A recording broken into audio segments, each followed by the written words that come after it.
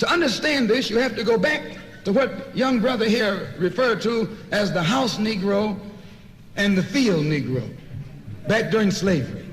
There was two kinds of slaves. There was the house Negro and the field Negro. The house Negro, they lived in the house with master. They dressed pretty good. They ate good because they ate his food, what he left. They lived in the attic or the basement, but still they lived near their master. And they loved their master more than the master loved himself. They would give their life to save their master's house quicker than the master would.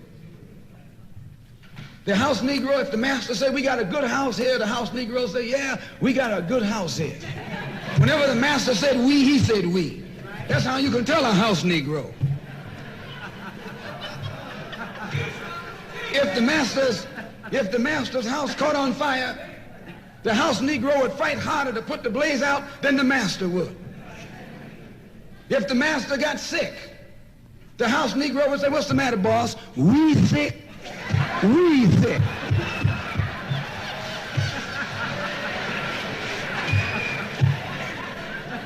He identified himself with his master more than his master identified with himself.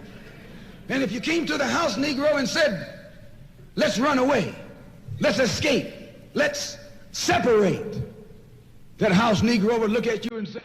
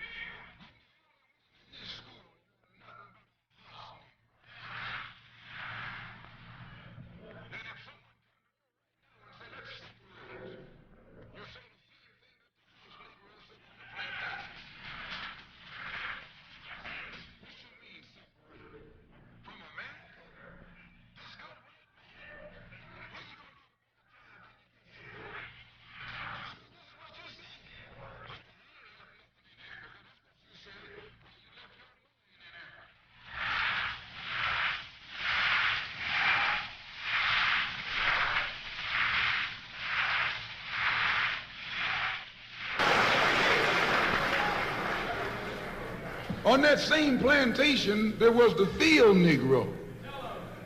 The field Negro, those were the masses.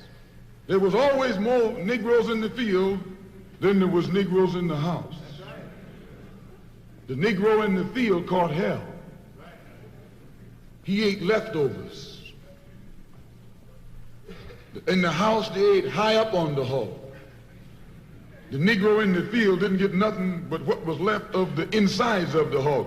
They call them chitlins nowadays. In those days, they call them what they were, guts. That's what you were, a gut eater. And some of you are all still gut eaters.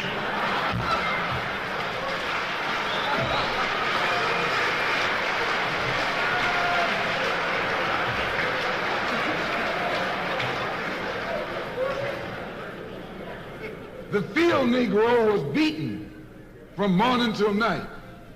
He lived in a shack, in a hut. He wore cast-off clothes. And he hated his master. I say he hated his master. He was intelligent. That house Negro loved his master. But that field Negro, remember, they were in the majority. And they hated the master. When the house caught on fire, he didn't try and put it out. That field Negro prayed for a wind. for a breeze. When the master got sick, the field Negro prayed that he died. If someone come to the field Negro and said, let's separate, let's run, he didn't say, where are we going? He said, any place is better than here.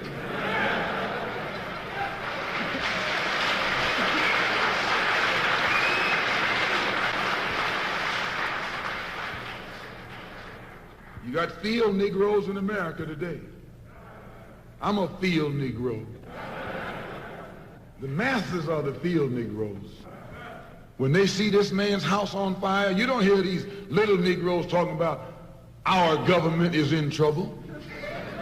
They say the government is in trouble.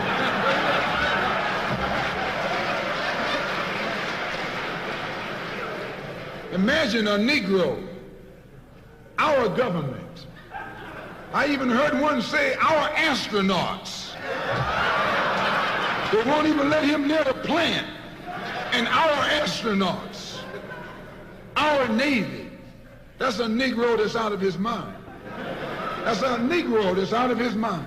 Just as the slave master in that day used Tom, the house Negro, to keep the field Negroes in check, the same old slave master today has Negroes who are nothing but modern Uncle Toms, 20th century Uncle Toms, to keep you and me in check, keep us under control, keep us passive and peaceful and nonviolent.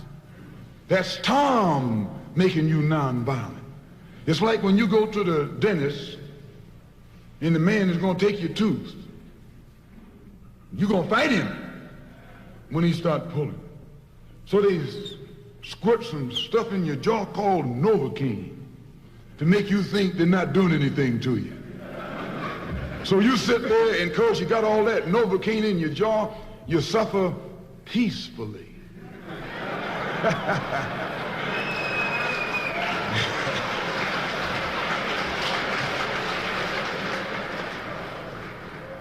Blood running all down your jaw.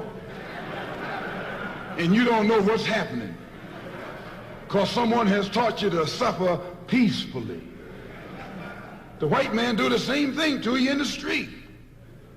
When he gonna want to put knots on your head and take advantage of you and don't have to be afraid of you fighting back, to keep you from fighting back, he get these old religious Uncle Toms to teach you and me. They're just like Novocaine, suffer peacefully. Don't stop suffering, just suffer peacefully. As Reverend Cleave pointed out, let your blood flow in the streets. This is a shame. And you know he's a Christian preacher. If it's a shame to him, you know what it is to me.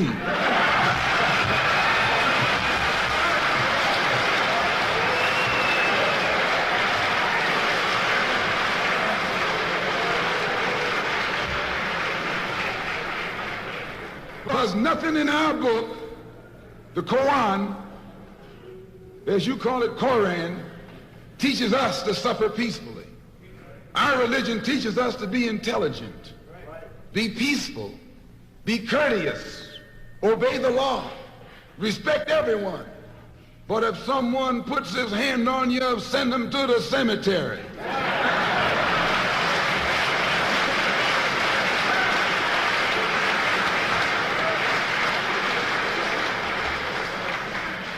That's a good religion. In fact, that's that old-time religion.